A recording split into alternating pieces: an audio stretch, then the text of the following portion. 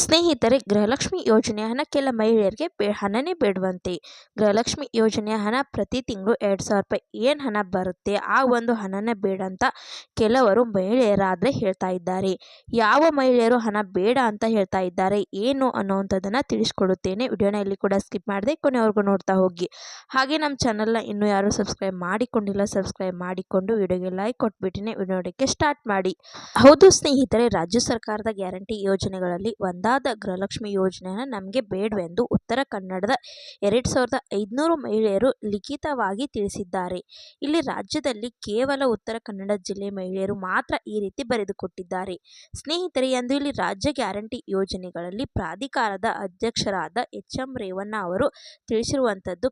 ಕಾರವಾರದ ಜಿಲ್ಲಾ ಪಂಚಾಯಿತಿಯಲ್ಲಿ ಸೋಮವಾರ ನಡೆದ ಮಾಸಿಕ ಕೆಪಿಪಿ ಸಭೆಯ ವೇಳೆ ಗ್ಯಾರಂಟಿ ಯೋಜನೆಯ ಪ್ರಗತಿ ಪರಿಶೀಲನೆ ಬಳಿಕ ಮಾತನಾಡಿದ ಅವರು, ರಾಜ್ಯದಲ್ಲಿ ಅತಿ ಹೆಚ್ಚು ಗ್ಯಾರಂಟಿ ಯೋಜನೆ ಅನುಷ್ಠಾನ ಆಗಿರುವುದು ಉತ್ತರ ಕನ್ನಡ ಜಿಲ್ಲೆಯಲ್ಲಿ. ಗ್ಯಾರಂಟಿ ಯೋಜನೆ ಅನುಷ್ಠಾನದಲ್ಲಿ ರಾಜ್ಯದಲ್ಲಿ ಉತ್ತರ ಕನ್ನಡ ಜಿಲ್ಲೆ ಪ್ರಥಮ ಸ್ಥಾನದಲ್ಲಿದ್ದು, ಈ ಜಿಲ್ಲೆಗೆ ಬಹುಮಾನ ನೀಡಲಾಗುವುದು.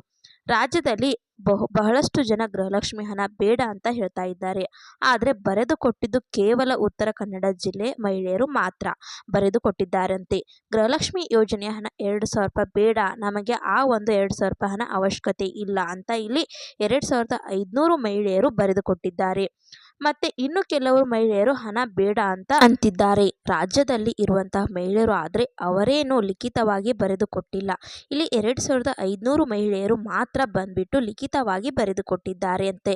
ನಮಗೆ ಬೇಡ ಈ ಒಂದು ಗೃಹಲಕ್ಷ್ಮಿ ಯೋಜನೆ ಹಣ 2,000 ರೂಪಾಯಿ ಹಣ ಬೇಡ ಅಂತ ಹೇಳಿದ್ದಾರೆ.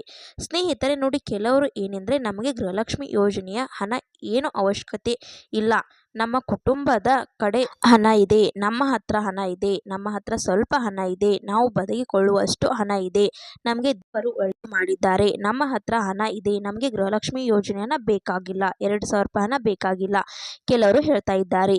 ಈ ಒಂದು ಒಳ್ಳೆಯದೇ ಯಾಕೆ ಅಂದರೆ ಬಡ ಮಹಿಳೆಯರಿಗೆ ಹೆಲ್ಪ್ ಆಗುತ್ತೆ. ಬಡ ಮಹಿಳೆಯರಿಗೆ ಕರೆಕ್ಟ್ ಆಗಿ ಅಮೌಂಟ್ ಎಲ್ಲ ಜಮಾ ಮಾಡ್ತಾರೆ. ಫಲಾನುಭವಿಗಳು ಕಡಿಮೆ ಆದಷ್ಟು ಹಣ ಬೇಗ ಆದರೆ ಜಮಾ ಮಾಡ್ತಾ ಇರುವಂಥದ್ದು ಸಾಧ್ಯತೆ ಆದರೆ ತುಂಬಾನೇ ಇರುತ್ತೆ.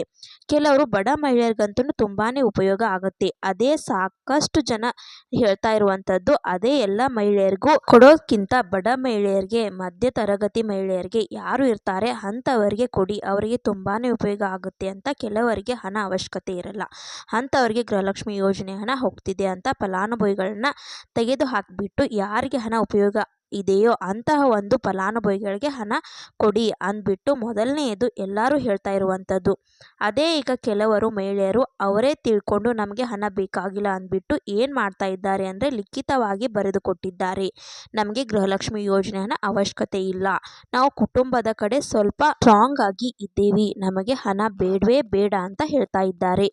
ಇನ್ನು ಕೆಲವರಿಗಂತೂ ಮಹಿಳೆಯರಿಗೆ ತುಂಬಾನೇ ಒಂದು ಉಪಯೋಗ ಆಗ್ತಿರುವಂಥದ್ದು ಹಣ. ಯಾಕೆ ಅಂದರೆ ಕೆಲವರು ಪಾಪ ಮನೆಯಲ್ಲಿ ಎಲ್ಲ ಅವರನ್ನು ನೋಡ್ಕೋಬೇಕಾಗುತ್ತೆ. ಮನೆಯಲ್ಲಿ ಏನಾದರೂ ಮಾತ್ರೆಗಳು ಅವರೆಲ್ಲ ಬೇಕು ಅಂದರೆ ಅವರನ್ನು ತೆಗೆದುಕೊಂಡು ಬರಬೇಕಾಗುತ್ತೆ, ಸಂಸಾರ ನಡೆಸ್ಕೊಂಡು ಹೋಗಬೇಕಾಗುತ್ತೆ. ಅದರಿಂದ ಸಾಕಷ್ಟು ಜನ ಮಹಿಳೆಯರಿಗೆ ಉಪಯೋಗ ಆಗಿರುತ್ತೆ. ಸ್ನೇಹಿತರೆ, ಈ ಕುರಿತು ನಿಮ್ಮ ಅಭಿಪ್ರಾಯವೇನು? ಈಗ 16ನೇ ಕಂತಿನ ಹಣದ ಕುರಿತು ನೀವು ಕೇಳ್ತೀರಾ.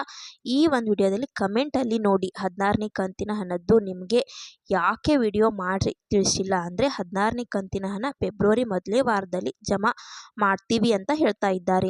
ಇನ್ನು ಸ್ವಲ್ಪ ದಿನ ವೇಟ್ ಮಾಡಿ, ಹಣ ಜಮಾ ಮಾಡಿದಾದ್ಮೇಲೆ ನಿಮಗೆ ವಿಡಿಯೋ ಮಾಡಿ ತಿಳಿಸೋಣ ಅಂತ ವಿಡಿಯೋ ಮಾಡಿದಾದರೆ ತಿಳಿಸಿಲ್ಲ. ಸ್ನೇಹಿತರೆ, ನಿಮಗೆ ಗೃಹಲಕ್ಷ್ಮಿದು 16ನೇ ಕಂತಿನ ಹಣ ಏನಾದರೂ ಒಂದು ವೇಳೆ ನಿನ್ನೆಯಿಂದ ಏನಾದರೂ ಜಮಾ ಆಗಿದೆಯಾ, ನಿಮಗೆ ಯಾರ್ಯಾರಿಗೆ ಹಣ ಬಂದಿದೆಯಾ? ಯಾಕೆ ಅಂದರೆ ಕೆಲವರು ಕಮೆಂಟ್ ಮಾಡ್ತಾ ಇರ್ತಾರೆ ಹಣ ಬಂದಿದೆ ಅಂತ.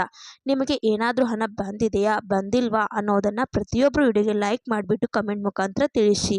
ಈ ರೀತಿ ಅಂತ ಗೃಹಲಕ್ಷ್ಮಿ ಬಗ್ಗೆ ಅಪ್ಡೇಟ್ಸ್ ಬಂದಿತ್ತು, ತಿಳಿಸ್ಕೊಡೋಣ ಅಂತ ವಿಡಿಯೋ ಮಾಡಿದ್ದೆ. ವಿಡಿಯೋ ಇಷ್ಟ ಆದರೆ ಲೈಕ್ ಮಾಡಿ, ಶೇರ್ ಮಾಡಿ, ಸಬ್ಸ್ಕ್ರೈಬ್ ಮಾಡಿ ಅಂತ ಹೇಳ್ತಾ ಮತ್ತೆ ಮುಂದಿನ ಮಾಹಿತಿಯೊಂದಿಗೆ ಸಿಗೋಣ. ಅಲ್ಲಿ ತನಕ bye bye, take care friends.